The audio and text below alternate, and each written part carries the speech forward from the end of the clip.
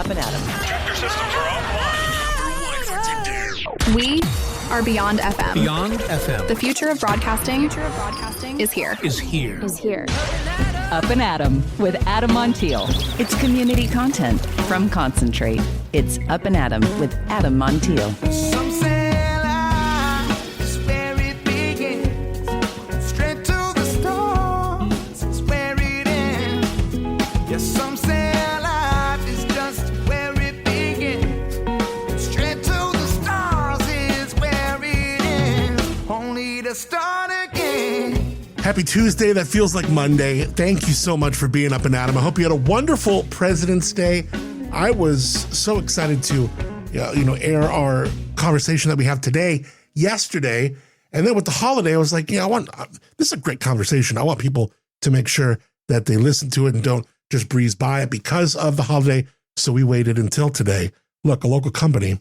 It started with two high school wrestlers, brothers, grew into one of California's largest independent moving operations, and then found itself under years of federal scrutiny.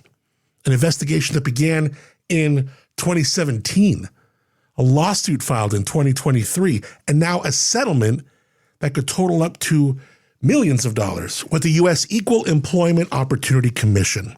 But this isn't just about a headline or a dollar figure. It's really about what happens to a man when his life's work is literally on the line.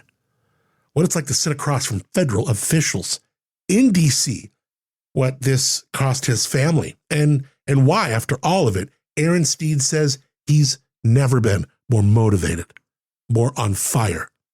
That conversation coming up in just a few minutes. It's a great one, I promise. Before we jump into the show, we've got about a week left of February. I want to continue with a couple more installments of our Black history. This has been really interesting because, we learned in this, I certainly learned, and it's been really a pleasure conveying, that Black history isn't just barriers, but it is builders. Remember, we started with inventors. Real You changed the industry in 1846, almost 20 years before slavery and the Civil War ended. Jones built modern refrigeration with World War II logistics. Jennings turned a patent into abolition funding. Incredible. His daughter, Elizabeth Jennings, won a streetcar case in 1854. In the last episode, Claudette Colvin helped strike down bus segregation in 1955, well before Rosa Parks. Today, we shift from courtrooms to a war zone. Their name was the 6,888 Central Postal Directory Battalion. All right, World War II, Europe, millions of letters from home sitting in warehouses, undersorted, misdelivered, just stacking ceiling high. Mail does not sound like a frontline issue until you realize that these letters from home were literal lifelines. Morale is a weapon. And these women were tasked with fixing a problem that nobody else wanted. The 6,888 was an all-Black women's unit of the Women's Army Corps. They arrived in England 1945 to clear what was a backlog of 17 million pieces of mail. 17 million. They worked around the clock, 3 shifts, 7 days a week in unheated buildings. They were given 6 months to figure it out. These ladies did it in 3. Yeah. 17 million letters. Soldiers reconnected with wives, parents, children. They did not storm beaches. They restored connection. And connection kept people fighting. For decades, their story, it was mostly unknown. Only recently has it been back, kind of brought into the national spotlight. Wow. Not every war story involves a rifle. Some of these, they involve systems. Sorting, organizing, delivering. The 6,888 didn't just move mail, they moved morale in a big way. All right, next up, we'll do tomorrow a Revolutionary War story that sounds like a movie scene, but it's not. Jack Sisson. We'll talk about him next time. These have been so interesting to discover and to research. I hope you have enjoyed them just half as much as I've enjoyed learning about this this month, and really kind of taking what we normally hear as these little kind of throwaway things for Black History Month and all the barriers to know these were builders. Some of these stories just incredible. So hope you've been enjoying it. All right, before we get into our chat with Aaron Steed, Meathead Movers, and really the fight for this guy's life and his business and his team, I want to tell you about our friends at Paso Wine. If you call Slow Cal home, this one just for you. Paso Wine Fest coming in hot May 15th through 17th. Right now, locals get that first sip on a deal that is really sweet. $99? Grand tasting tickets, $99, because they will only go up to there. And I think they're going up to like $175. And this is a premier wine tasting event for the country now, happening right here. You're going to get in for $99 if you're a local. Saturday, May 16th, grand tasting, Paso Event Center, over 100 wineries, food, live music, the whole thing. The whole thing. It's just an incredible event. Got to buy these in person, either the Paso Chamber on Spring Street or the Slow Chamber on Monterey. Bring your local ID. This deal just for the grown and sexy that live in SlowCal. Now, after February 28th, got about a week left. That price jumps, so get in and be smart and get in on these. Go to PasoWine.com for all the 411. You can also go to AdamMontiel.com. We're giving away a pair of tickets. AdamMontiel.com. Win your way in. It's Up and Adam with Adam Montiel. All right, he started Meathead Movers at 17 years old with a few friends, his brother, and a pickup truck. Nearly 3 decades later, it's one of California's largest independent moving companies still. But over the past several years, that name has also been tied to a federal lawsuit and investigation that began in 2017, a lawsuit then filed in 2023 by the EEOC, the Equal Employment Opportunity Commission. The settlement that could total millions of dollars. Today, he's here to talk about all about it, what it was like to fight for his company, what the settlement really means, and what moving forward really looks like. Aaron Steed, I'm so excited to have you. Thanks for chopping it up, man. Thanks for being back. Thanks for being Up and Adam. Happy to be here. Thank you. It's good to have you back. Likewise. It's been a minute, and like you talk to people, you're like, oh, I'd love to have him back, friend of the show. And then you talk to someone like you, like, there's been a lot going on, dude. Like, there has been a lot going on. We've been busy. Yeah. In more ways than one. First of all, I can't even get out the gate without thanking you for your, I love your community involvement. You and I both work with Lumina Alliance all the time. Love them. Mm-hmm. But also like what you did for Breaking and Entering. Like, sending multi-years in a row, sending that moving truck with those like enthusiastic gentlemen. And this year we were helping this, family of, immigrant farmers who are working in our fields, sleeping on the floor of their own house with 3 generations living in there. And your guys are bringing in sleeper sofas we bought and like presents and stuff. So, and then they're like, hey, how else can we help? These dudes were incredible. And I'm remiss to, I can't say I remember their names, but like, let us wrap presents. Let us do this. And wow. It was pretty cool. That's great. Thank you so much. Look, we've been friends for a long time. If it's important to you, it's important to us. And it feels good to get involved with meaningful things. So thanks for the opportunity. Yeah, it means a lot, dude. Okay, so the name Meathead Movers, it's always had a little swagger to it. It's bold, it's youthful, it's athletic, but over the last couple of years, that name has also carried some headlines. Mm-hmm. Lawsuits, investigation, scrutiny, which if you're local and your love for this community, you're just like scratching your head. You're just like, what? Like WTF? Yeah. When your company name is suddenly attached to words like discrimination and federal investigation, what does that do to the man inside? Not even as the CEO, but the human being who you and your family built this since high school. Yeah, no, it was endlessly frustrating. It was an 8-year investigation and lawsuit that we finally came to a resolution in September of last year, which we're so happy and relieved for. It never made sense. There wasn't a claimant. There wasn't someone who stood up and said they were discriminated against. We never discriminated against anybody. We've always had people over the age of 40 working for us. We still do. We did even before the lawsuit was filed. So it just didn't pass the sniff test, but it was something that we had to deal with. It was a season of my life and our business that we found ourselves in, and we dealt with it the best we could. What was that cost on you emotionally as a man, sleepless nights, at dinner, you just putting your head in your hands. I mean, how much did it honestly really affect you, your wife, your kid? Yeah, no, I think it affected us tremendously. I was described by one of my friends as if I was kind of like an attorney in trial mode. It was hard for me to have any lapses in mental awareness where I wasn't just default thinking about, the case and what I needed to do and who I need to talk to, what I need to follow up with, because my entire business, everything I spent my life creating was on the line, and hundreds of jobs. Just little things like, okay, I'm gonna go walk to the refrigerator to, get something, and then boom, instantly, that split second, I'm thinking about the EEOC. It was like that for years, and it was a huge distraction. Yeah. When you are dealing with something like that, you have, obviously, you're a business owner, you have a lawyer, you use legal help all the time. Sure. Are you like looking at your lawyer going like, I don't know. I think I need to see someone who, this is a lot bigger than maybe. Did you have to like look for different legal representation? How does even like what your view of the legal help I need, how does that switch or tweak? Yeah. I mean, at the end of the day, we had 4 different sets of attorneys and probably a half dozen different consultants as well that worked on this case over the 8-year. It was tremendous. But you know what? You get through, you find a way, and like Meathead is worth fighting for. It's important. I'm proud of what we do. We do good things.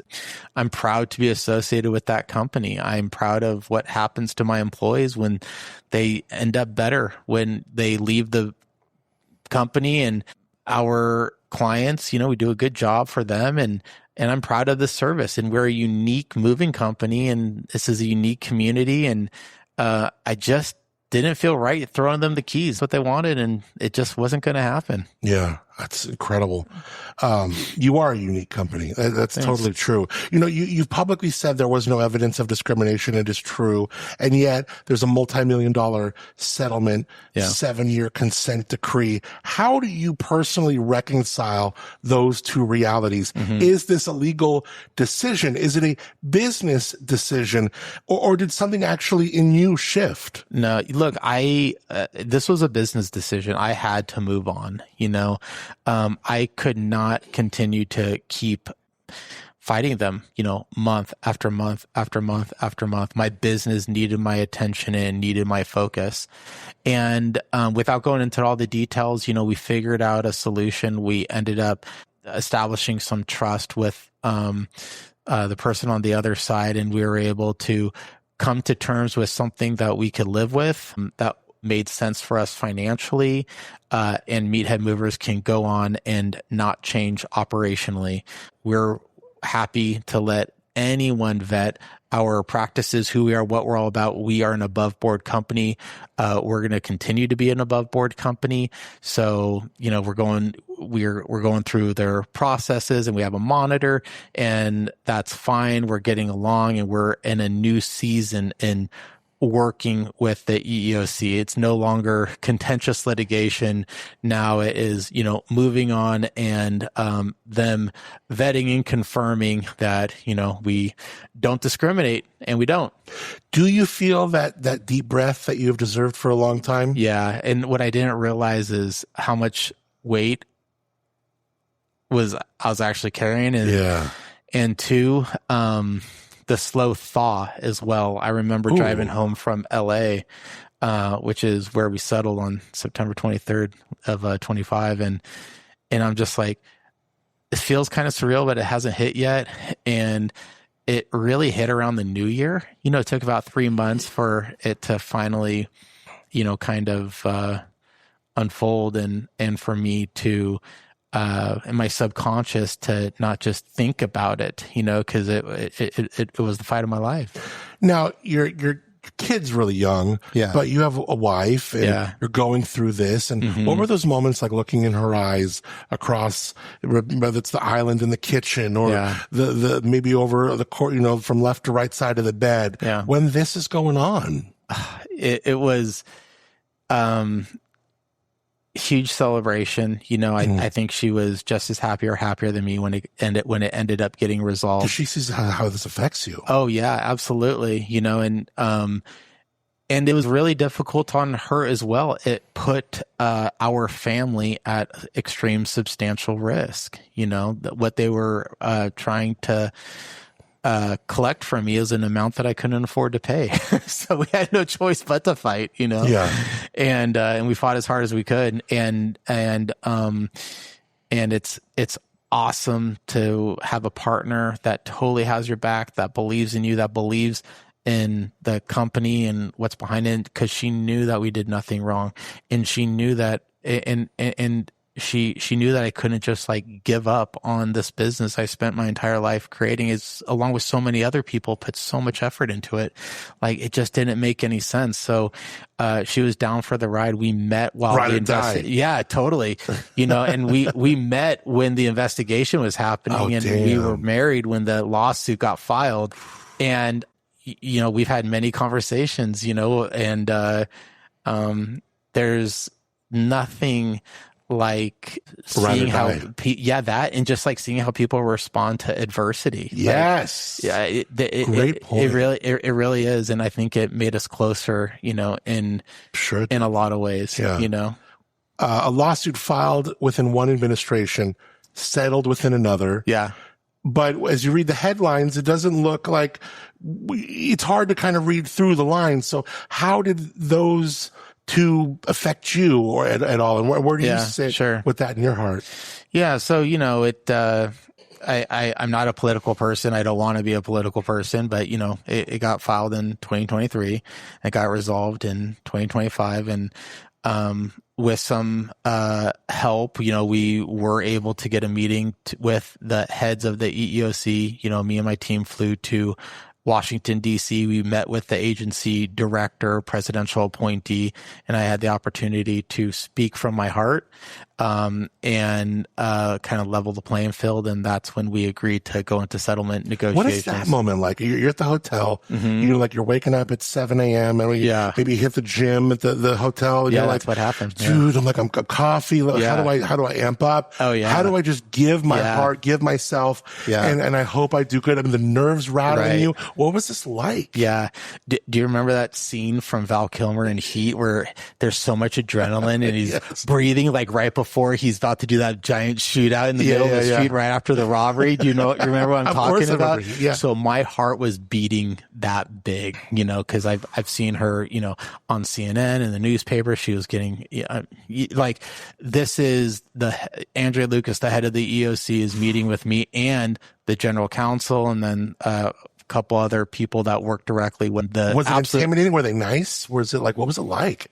I think they're probably a little annoyed with me, because I was pretty vocal. I was pretty vocal. Oh yeah. I mean, there were hundreds of articles about this. I had a whole PR video campaign, just speaking my truth and holding no punches back. Cause at that point, how much worse can it get? Right. We're already in a federal lawsuit and they're trying to take my business away. Might as well go down, and not hold anything back. Cause I didn't want to have any regrets. I didn't want to ever say like, I wish I could have had fought harder. Yeah. And, cause it's not just for me. It's not just for my family. It's for, all of my employees and people that believe, and a lot of people that have helped me, and I don't want to let them down because this company is worth fighting for.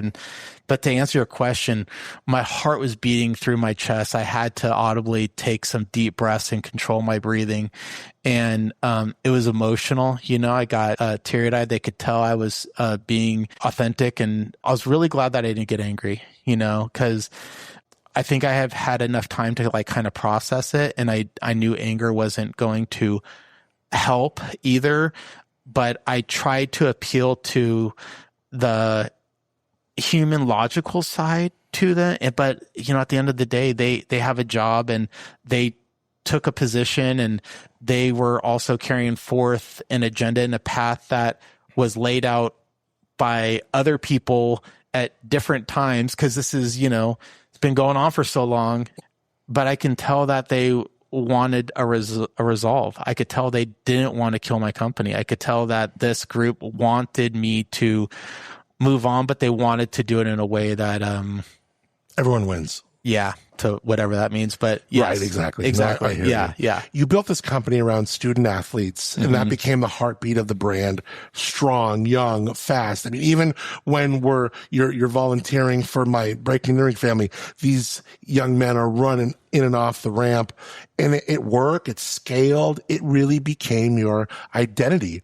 At what point does a culture that celebrates youth accidentally create blind spots? And did you ever stop and ask whether the brand itself was, did you have to go, am I sending a message I'm not intending to? Like, wait a minute, what is going on here? Yeah, no, there's a lot of reflection, but I got to correct you on something. It's never been about being young. It's always been, can you do the job or not? Right. And what we do is really freaking hard. You got to move heavy things and then run back to go get more, all while maintaining a happy, upbeat, enthusiastic attitude the entire day. And if you can't maintain that work standard, moving heavy things and then running to get more, then no one's going to want to work with you, So it's not about being young. It is about being capable of working up to the Meathead job standard. And we have the highest job standard in the industry. It's what has made us famous. It's why we've organically grown to where we're at today, because people know that we're going to work harder than any other moving company. And because we charge hourly, saves money, all that stuff. But I know this isn't a sales pitch. But I think, the whole idea of student athlete mover is like, look, I started this company when I was 17 years old. I wrestled in high school and college. Like this, it's just a reflection as to who I was, like, and the people around me. But even when I was that age, even when I was a teenager starting this, we had the assistant football coach at St. Louis High School working for us, Crocker, and he was over the age of 40. So it's like we never discriminate. It's like we never said you have to be young to work here. Yeah. It's always been, can you work up to the job standard or not? We don't care if you're a female. We don't care what color you are. We don't care your orientation, what you look like. Don't matter. Hey, can you do this job or not? And if you are down to work this hard, we want to hire you. Yeah. Thank you for that correction. Crazy question, Aaron. How is this, if it has, how has this helped you? Ooh, it's brought me closer to a lot of people. You see who has your back. Yeah. You see who doesn't have your back. It has been, it has been just like so eye opening, to see who has you in the foxhole. Cause there were times where things were looking really grim for us. It was, terrible economy for moving. We built our company up really big for COVID because there was that huge moving spike. And then all of a sudden, boom, last 3 years, it turned off. Then right when the housing turned off, the EEOC hits, and the bank forced us out. How do we get around that? I'm going through, all kinds of things. So there were people who stepped up and banks who stepped up and other service people stepped up in major ways. And you never forget who is willing to help you out when you need it, and there are other people say, oh, you're being sued by the federal government. Stay away. This dude's toxic. Yeah. I don't want to catch something. Yeah. Maybe he's recording this. Like he's hot, cause it's like kind of abnormal for a dude in San Luis Obispo to being sued by the federal government. It's kind of extreme, Sure. So it was funny. Like there are people at the club or like some people are just like, whoa, what the heck? Yeah. Oh man. Yeah. Even getting looks at the country club. Yeah. No, it's just like, it's fine. It's fine. Like I'm good, bro. Yeah. So how has this helped you? How has this changed you? Yeah. Changed. I have a lot less fear now in business. Someone will threaten legal action. I'm just like, so what? Bring it, dude. Yeah. Come on, bro. It's like, it's kind of like, I don't know how it could get any worse, So it's made me feel, kind of more confident that we can do hard things. The team that I have here at Meathead, they know that they can do hard things. It's amazing. My employees, some of them quit. They're just like, I don't want to have any part of this, because going out on the moving jobs, there were over 100 published articles on this. It was all our customers wanted to talk about. It was almost the only media we've gotten in the past couple of years has been with the EEOC. So when we're out doing our thing in the community, that's what they want to talk to us about. And it has a negative connotation, right? But then I have another group of employees that are just like, this is wrong. we're going to stand up, we're going to fight, we're going to be better off for this. And it's like, you can feel their vigor, and they motivate me, and I fought for them too. You could read headlines that talk settlement, but you called the government out in a lot of ways. Yeah. What was that like? It sucked, man. Like, honestly, I hated it. Because I am proud to be an American. I am so grateful to this country and the opportunity that it gave me. The government is a customer. We do hundreds of military moves. The SBA program, Meathead Movers wouldn't be here if it weren't for the SBA. We are a product of the SBA. We even got an award as being an SBA Business of the Year a long time ago. I'm not an anti-government thing. There's no other country I'd rather be in. And but it's just this agency and a few people within the agency. And they had this idea, and they doubled down on it, and then tripled down and quadrupled down. And then it just kind of like got out of hand. And, I guess it's not normal for people to stand up to them, Right. Sure. and then it got to the point where it just became so extreme that it was like all on the line, and I had no choice but to fight as hard as I possibly can. Cause I literally was Meathead Movers was either going to quietly die, or we were going to survive by pulling every single lever and bringing as much light to this topic as possible. And we did everything we possibly could, and we got their attention, and that's why we were able to get that meeting in Washington, D.C., and which led to putting an end to this whole thing. What does the future look like for Meathead right now? Bright. Yeah, we're in 2 weeks. We're opening up an office in the East Bay. Stop it. Yeah, so I'm super fired up about it. Really, really excited. Yep. Using our existing employees, giving them opportunities to step up. We get hundreds of leads a month, and we have been for years in the Bay Area. This is a big move for us. And then we're also opening up another office in San Diego in April 1st. This is actually the first time I've announced that. So wow. Yeah. Breaking news. Yeah. I guess. Yeah.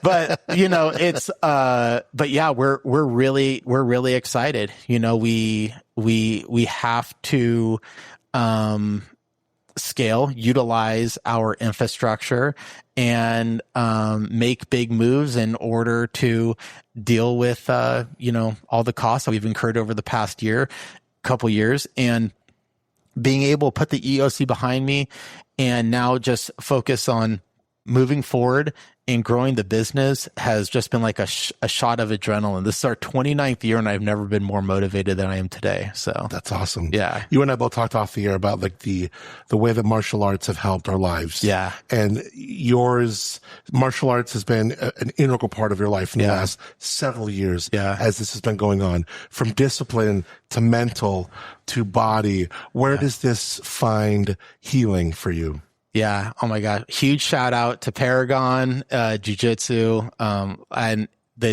being able to have a positive outlet, being able to have that stress relief, and then just the brotherhood of, all the people that I train with at Paragon has just been amazing. When someone is trying to, gently kill you, it's hard to think about anything else. It was one of my few escapes, truly, from the EEOC. And then I started competing again. That's right. Yeah. Sorry. I'm now an instructor at Paragon, and it has been really life-changing, just like getting in shape and a place to like kind of channel that energy, which I really need. It kind of takes me back to when I was a young man and how I used wrestling in high school and college, and it was the most formative thing that happened to me. And for it to now be what kind of helps, like jiu-jitsu's been healing for me. I would say, yeah, it's been healing and fun, and an awesome distraction, and really when I needed it most. I lost 60 pounds doing jiu-jitsu. Like if you see pictures of me in 2018, I look like I ate me, you know. I was drinking wine, going to events all the time, and you know, it was a different life. But like, it really was it's been key. Yeah, I love jiu-jitsu. Leadership isn't tested when everything's going great. Yeah, it's tested when your name is in the headlines that you didn't script. You know. What did this situation reveal about you as a leader that success never taught you? It's a good question. Just the importance of really believing in what you're doing and why you're doing it. You know, if there wasn't, if this business and the people that I work with and providing for my family wasn't deeply important to me, it would not have been worth it. It would have been far easier to throw them the keys to the company and pivot and do something else. But I think it is our obligation as people to find something that is truly meaningful, that resonates with our soul. We have to find something that resonates with our soul, and our work needs to reflect what fills our soul up. Because if it doesn't, when hard times come, it might be too hard to find the motivation to fight through it, you know? So it like tests it's just a test. It tests how much does this mean to you? How much is it worth? How much are you willing to suffer, you know? And what's beautiful is when you make those decisions and you decide to double down, you decide to put it all on the line, and you decide to take a public stance, you know, borrow money to pay attorneys, whatever the deal is, like it sends a message to everyone around you. My attorneys knew what I sacrificed to fight them, and I know it made them work harder, and it made them give me more favorable terms. It made them go that extra mile. It made the employees that stayed with me, you know, way more willing to commit, they're willing to make sacrifices too. You know, I have employees raising their hand, cut my pay, you know, hey, I can do this other job. We don't need to hire that position. You know, that motivates me. Like it's infectious. We're all mirrors. You've heard that before, you know, and I think you see that up close, the good and the bad when you go through something like that traumatic. You know, beyond Meathead Movers, South Higuera, you got a storage unit, Meathead Storage. Yeah. How is that going? And we were talking off the air, and I would love to bring this up because you love working with wineries, with wine lovers. Who is Meathead Storage for? And what ways are you willing to work with wineries to make this and this enterprise even more beneficial to our wine community? Yeah. So, on South Higuera Street, we got, that's retail storage, just, you know, normal storage units. And then we also have wine storage as well, where, you know, people in the community can store up to 30 bottles to 300 bottles. And, something broad by wine speak. Yes, that's right. And something that, we're happy to do is if any of the local, and we've done this a few times, if any of the local wineries want to trade wine, like give us X value of wine, I'll give them X value of wine storage on Broad Street, and a little win-win. And part of it is, you know, we'll do social media posts where we'll give some of that wine away, kind of show the affiliation. And a lot of wineries who want to store their library wines, or, you know, if that wine club member is not picking up their shipment, they can, you know, put it in our locker so it can clear room in their warehouse or whatever, you know, whatever the need is. Like we love wine. We love the winery business. We love being a very small part of it. And I'm happy to do trade wine storage for wine with any winery. I love that. Yeah. When you think about I know so many of my friends who might have their day job being a winemaker at X winery, but they're also doing their, you know, their side project, and they might not have that as storage afforded to them. This is a great way if they got a hot brand and go, this I'm growing, and I love this. So let's get that word out. I love it, my man. Good. Well, I'm not the right place for that. Exactly. Well, you know, you do great work. Thank you, Adam. You know, whether it's with Lumina, whether it's with my Breaking Entry Christmas, I know this community, you have a genuine genuine heart for. Thank you. And when you were going through this, you and I know we were texting back and forth, and you really went through it, man. And like with your family and with, attorney chats and, executive chats with your team, like, dude, you've been through it, my man. Yeah. Thanks, brother. Yeah, I really appreciate you coming in here, your time, chopping it up, answering literally every single question. You're always been a stand-up guy for your business, your team, and your community. So I appreciate you a lot, dude. I appreciate you too, Adam. Thank you. Thanks for being Up and Adam. You got it. Some say life is where it begins. Straight to the stars is where it ends. Only to start again. All right, thanks, Aaron, for being on, for sure. Great conversation. For those who want to learn more about Meathead Movers, all the links in the show notes. Check out their expansion, East Bay, San Diego, just within a few weeks' time of each other. Also, that wine storage, great deal. If you're a winery listening, you can get some trade. Do some trade for some wine, store that wine down in San Luis Obispo, right across from the airport, easy peasy, next to Wine Sneak. Love it. Thanks, Aaron, for your time, man, and being Up and Adam. All right, the weather is crazy. The dogs are freaking out. Nowhere to go potty because everything's wet. It's just a crazy experience. I found a strip mall on Broad where most of the offices are closed at night. In fact, everything's closed at night. But there's a canopy that runs alongside of the strip mall. And there's like fake plants. Oh, they're real plants, but they're kind of in rocks, so there's no mud. I'm like, bonus. This is an absolute score. I couldn't get them to go more potty, but we did a bunch of number ones. So the rain is doing its thing. It's going to be doing it for days on end. Wind advisories, surf advisories. Don't even tell me Highway 1 closed again. Yeah. And just like a week or two after they reopened it, closed why? Yeah, mudslide, rock slides.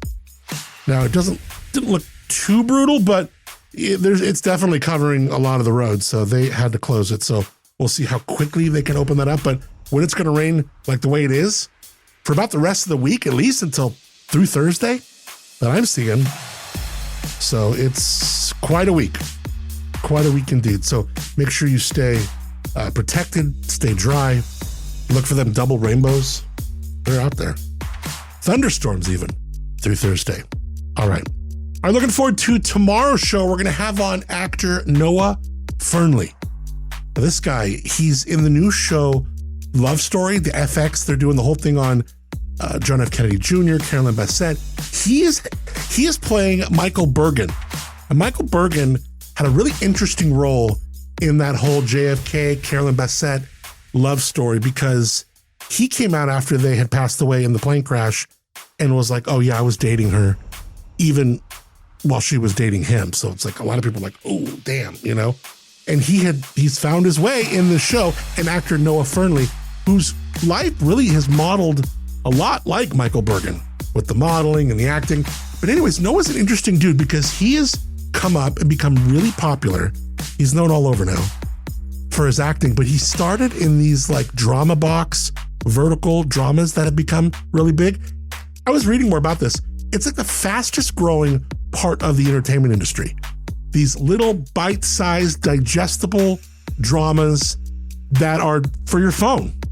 They're literally for the phone. They're shot up and down, and you know what I mean? So I guess they're really, really popular. It's like kind of going through a juicy, steamy romantic novel, but you're watching these little shorts on your phone. So he's done over 50 of these films.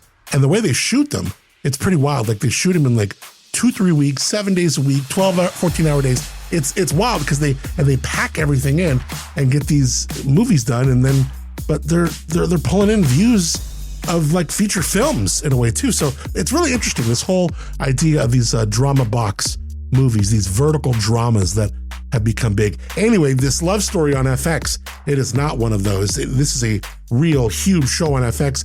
I think it's in episode 4 or 5. I started watching it a couple days ago. It is good. It is really, really good. Some good acting. Also, some good history in there. When you're forgetting the little Jacqueline Kennedy Onassis all up in there. Some of the Kennedy thing, whole situation with the Kennedys, pretty fascinating. Even call them that, but you know what I mean. So, all right, check it out. tomorrow, Noah Fernley. Good, exciting conversation. I'm looking forward to sharing it with you. That is tomorrow. I want to thank our friends Moonshiner Collective for being Up and Adam. These guys, they got a show March 20th. Slow Brew Rock, brand new music. I appreciate them. Their song Start Again, original music on the show. Stream them again wherever you get your music and learn more at moonshinercollective.com. And you can also get your tickets there. Thanks also to Josh and Chiasa Clapper from Timbre Winery. These guys, incredible what they're doing. Tasting their wines is easy. It's in the village of Arroyo Grande, world-class wines. Ask about that improvisation. I don't care that it's raining on set. I still want their sparkling rosé. It is so damn good. Check them out, Timbre Winery, Tambre, timbrewinery.com. Also, thank you to you for rating, reviewing, subscribing to the podcast. You mean so much to me. Thank you so much for connecting. Take a second into Candid, rate, review, subscribe to the podcast wherever you're listening to it, especially Apple Podcasts, 5-star review. Taking time to write a review, it means a ton. And it creates some traction. So thank you so much in advance, or if you already have. All right, till tomorrow. We are back. Have a great day. Stay dry. Drive safe. Headlights on. Thank you again for being Up and Adam. Some say life is where it begins. Straight to the stars is where it ends. Only to start again. Let's start again.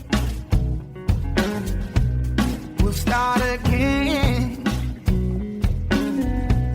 Let's start again.